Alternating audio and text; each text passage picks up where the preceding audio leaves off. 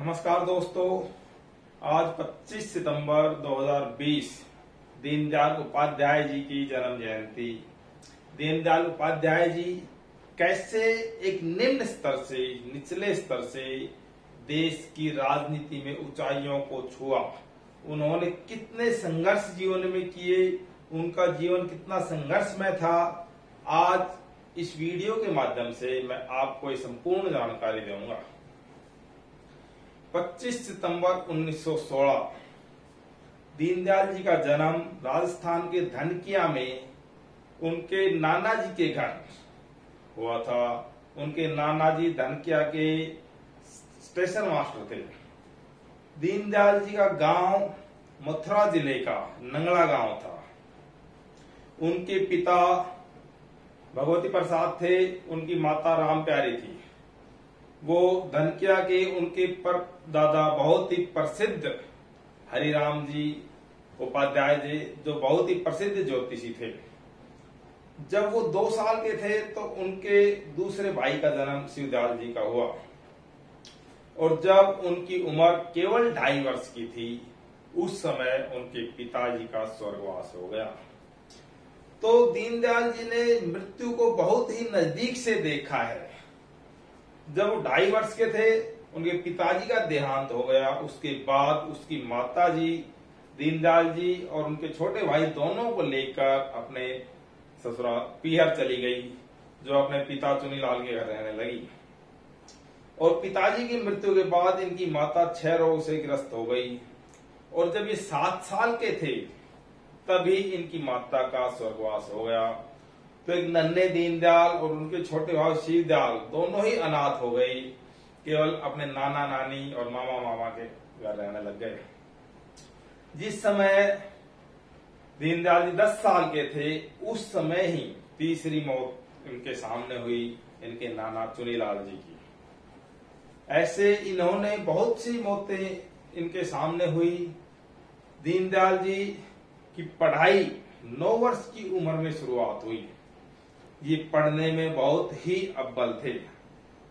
जब ये 15 साल के थे तो इनकी मामी जी का स्वर्गवास हो गया, और जब ये 18 वर्ष के हुए तो इनके छोटे भाई शिवदयाल जी का भी स्वर्गवास हो गया। तो मौत का सिलसिला इनके परिवार में चलता ही रहा। अब 9 साल की उम्र में पढ़ाई शुरू की। तो जब ये 10वीं क्लास पढ़ रहे थे तो 10वीं क्लास इन्होंने सीकर के कल्याण हाई स्कूल से की। उस समय बोर्ड में दीनदयाल जी प्रथम आए। तो सीकर के महाराजा कल्याण सिंह जी ने इनको एक स्वर्ण पत्र भेंट किया, 10 रुपए मासिक छात्रवृत्ति दी, और 250 रुपए का इनको पुस्तकों के लिए अलग से दिए। जिसके बाद इंटरमीडिएट इन्होंने पिलानी कॉलेज से की। इंटरमीडिएट में भी 1937 में इन्होंने पिलानी कॉलेज में पूरे बोर्ड में प्रथम आए। इनके रिजल्ट से खुश होकर पिलानी कॉलेज के संस्थापक घनश्याम दास बिड़ला जी ने इनको वही एक स्वर्ण पत्र दिया, 10 रुपए मासिक दिए छात्रवृत्ति के रूप में, और 250 रुपए अलग से दिए, क्योंकि बिड़ला कॉलेज में प्रथम आने वाले ये पहले विद्यार्थी थे। इसके बाद 1937 में ये कानपुर बीए की पढ़ाई के लिए चले गए। कानपुर 1937 में गए, 37 में और 39 तक इन्होंने बीए की परीक्षा पास की। 1937 में जब कानपुर में थे तो इनके सहपाठी बाबा महाशब्दे जी थे, वो संघ के संपर्क में थे, आरएसएस से संपर्क में थे। उनके साथ इन्होंने संघ के संस्थापक गुरु गोलवालकर जी से भेंट की, और संघ के अंदर इनका आवागमन शुरू हो गया। 1937 से इनका संघ से नाता जुड़ गया। 1939 में इन्होंने एमए करनी शुरू की, और 1940 के अंदर इनकी एक ममेरी बहन थी देवी, उनकी स्वर्गवास हो गया। तो 1940 में इन्होंने एमए की पढ़ाई बीच में छोड़ दी। इसी दौरान इन्होंने प्रशासनिक सेवा की परीक्षा दी, उसके अंदर ये उत्तीर्ण हो गए, लेकिन इनको नौकरी नहीं करनी थी, इसलिए इन्होंने नौकरी ज्वाइन नहीं की। उन्हीं दौरान जब ये आरएसएस से जुड़े हुए थे तो 1942 के अंदर इनको लखीमपुर का प्रभार सौंपा गया और उसके बाद 1945 में इनको पूरे उत्तर प्रदेश का सह प्रचारक बनाया गया। प्रचारक थे भाऊराव देवरस जी। उनके साथ इन्होंने पूरे उत्तर प्रदेश में प्रचारक का कार्य किया, पूरे उत्तर प्रदेश में प्रवास किया। उसी दौरान 1946 के अंदर इनकी एक अद्भुत घटना है। जब एक शिविर लग रहा था उत्तर प्रदेश में कहीं, तो भाऊराव देवरस जी बोले, आजकल किशोर बहुत ज्यादा संघ के अंदर आ रहे हैं, इनको हमारा साहित्य पढ़ाने के लिए कोई बाल सुलभ साहित्य उपलब्ध नहीं है। दीनदयाल जी भी ये चुपचाप सुनते रहे। फिर दीनदयाल जी रात भर दीनदयाल जी ने पांडुलिपि लिखी और पूरा एक उपन्यास पूरे रात में लिख दिया और सुबह जब उठे तो देवरस जी को पांडुलिपि सौंपी और कहा कि देखो ये बाल विद्यार्थियों के लिए कैसा रहेगा। उसको देखकर भाऊराव जी और सभी जो साथीगण थे अचंभित रह गए कि एक रात में दीनदयाल जी ने पूरा उपन्यास लिख दिया। वो उपन्यास था चंद्रगुप्त मौर्य। वो उपन्यास बहुत ही प्रसिद्ध हुआ और उसकी चारों तरफ प्रशंसा होने लगी। फिर आगे कहा जाने लगा कि बाल के लिए तो ये हो गया है, अब तरुणों के लिए भी कोई उपन्यास होना चाहिए, उनके लिए भी कोई शिक्षा होनी चाहिए। तो उसके बाद दीनदयाल जी ने जगत गुरु शंकराचार्य के नाम से दूसरा उपन्यास लिखा जो तरुणों के लिए था और बहुत ही उपयोगी हुआ। उसके बाद 1951 के अंदर डॉक्टर श्यामा प्रसाद मुखर्जी जी नेहरू सरकार से इस्तीफा देकर और संघ के गुरु गोलवालकर जी से मिले और अपनी आगे की रणनीति उनको बताई। गुरुजी ने उनसे कहा कि एक राजनीतिक पार्टी की स्थापना की जाए और गुरुजी ने संघ के 6-7 जो मेन कार्यकर्ता थे वो डॉक्टर श्यामा प्रसाद मुखर्जी को दिए।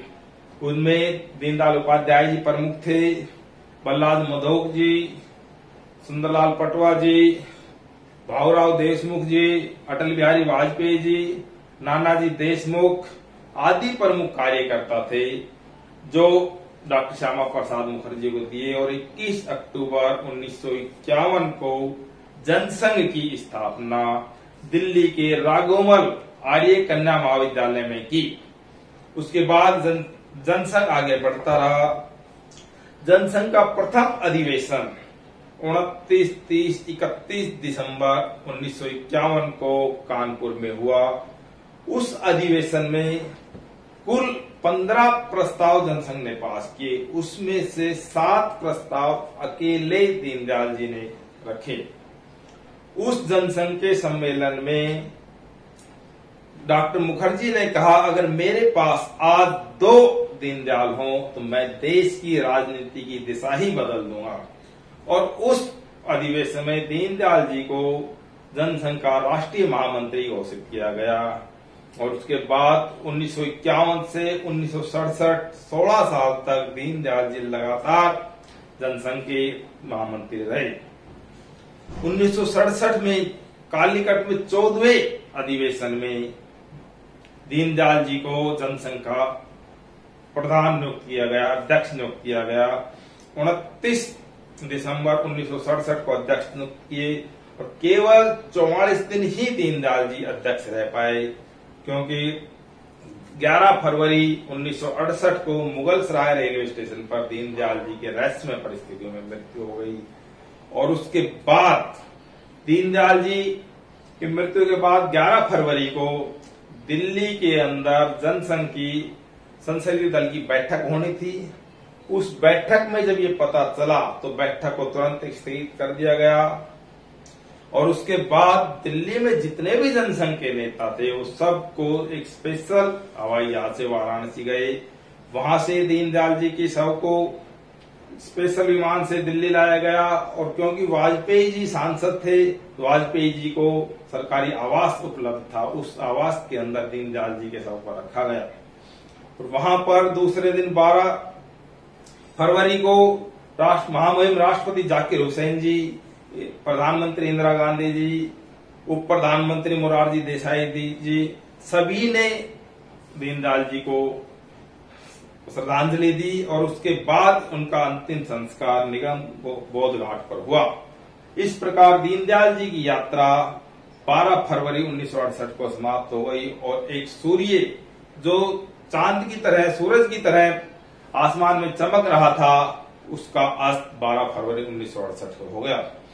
दीनदयाल जी की और भी बहुत सारी बातें हैं। दीनदयाल जी ने 1964 के अंदर उदयपुर में राष्ट्रीय स्वयंसेवक संघ का एक शिक्षा शिविर चल रहा था। जून 64 के अंदर दीनदयाल जी वहां बौद्धिक देने हुए गए हुए थे। तो दीनदयाल जी ने अपने बौद्धिक में कहा कि स्वयं सेवकों को राजनीति में अलिप्त होना चाहिए, जैसे मैं हूं। अब ये एक ऐसी भाषा थी जो हर एक आदमी को समझ में नहीं आई और ये एक पहेली की तरह लगी। जब बौद्धिक खत्म समाप्त हो गया तो उसके बाद प्रश्नोत्तर काल हुआ।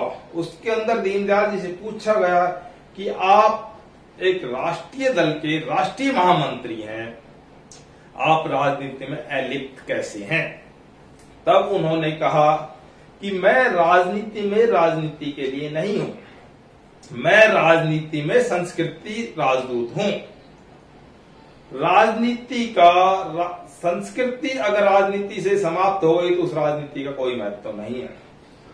तो जनसंघ के जो नेता है, जो कार्यकर्ता है, उसके अंदर संस्कृति का बोध होना बहुत जरूरी है और इनकी विचारधारा अलग होगी। तो दीनदयाल जी ने एक ऐसी राजनीति की शुरुआत की जो स्वच्छ, निर्मल और देश को प्रगति देने वाली राजनीति थी। वहीं पर दीनदयाल जी ने अपने 2 दशक के अध्ययन के बाद एक नए शब्द की उत्पत्ति वहां पर की, एकात्म मानववाद। दीनदयाल जी ने वहां कहा कि मैंने जगत गुरु शंकराचार्य जो पूरे देश के अंदर घूमकर धर्म की जोत जलाई है और आचार्य चाणक्य जो अर्थशास्त्री होते हुए पूरे समाज को इकट्ठा करके पूरे देश का शासन कैसे चलता है, सारी नीतियां बनाई हैं, उन दोनों महापुरुषों का मैंने अध्ययन करके एकात्म मानववाद का ये मैं नारा विचार अपने संघ को और जनसंघ को दोनों को ये विचार देता हूं, इसके ऊपर कार्य किया जाए तब देश बहुत ही प्रगति करेगा। एकात्म मानववाद का मतलब दीनदयाल जी ने बताया कि देश के अंदर मार्क्सवादी होते हैं, कम्युनिस्ट, उनका विचारधारा और एक पूंजीपति विचारधारा। पूंजीपति विचारधारा और कम्युनिस्ट विचार दोनों एक ही है। कम्युनिस्ट में सारा हिस्सा सरकार का होता है, सब कुछ होल्ड सरकार का होता है, और पूंजीपति में सारा होल्ड पूंजीपतियों का होता है। बीच के अंदर कोई लाइन नहीं होती है, दोनों केंद्रित राजनीति के हिस्से हैं। जबकि इन सब के अंदर एक बीच का वर्ग होता है जो यहाँ उसके ऊपर ध्यान नहीं दिया जाता। सरकारी नौकरियां, बड़ी बड़ी नौकरियां, मल्टीनेशनल कंपनियां, इनके अंदर कितने व्यक्ति काम करते हैं? 5 से 10% के लगभग व्यक्ति इनमें काम करते हैं। 90% आदमी स्वरोजगार होता है, अपना काम करता है। तो हमें अपने काम को, स्वावलंबन को बढ़ाना है, हर आदमी को स्वावलंबी बनाना है, हर आदमी को काम देना है, हर आदमी को देशभक्त बनाना है। इसी को एकात्म मानववाद कहा गया है।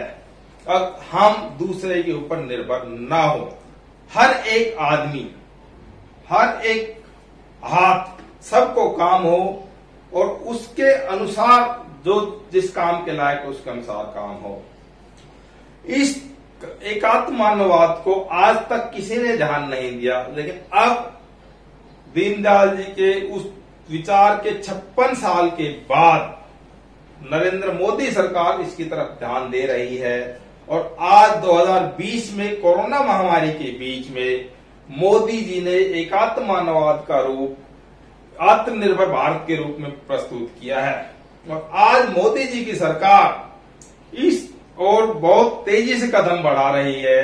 कि हमारा हर एक युवा आत्मनिर्भर हो, हर एक गांव आत्मनिर्भर हो, हर एक शहर आत्मनिर्भर हो, पूरा देश आत्मनिर्भर हो। और इसी की तरफ सरकार ने नई शिक्षा नीति भी जो घोषित की है, उसके अंदर भी दीनदयाल जी के एकात्म मानववाद की झलक दिखाई देती है।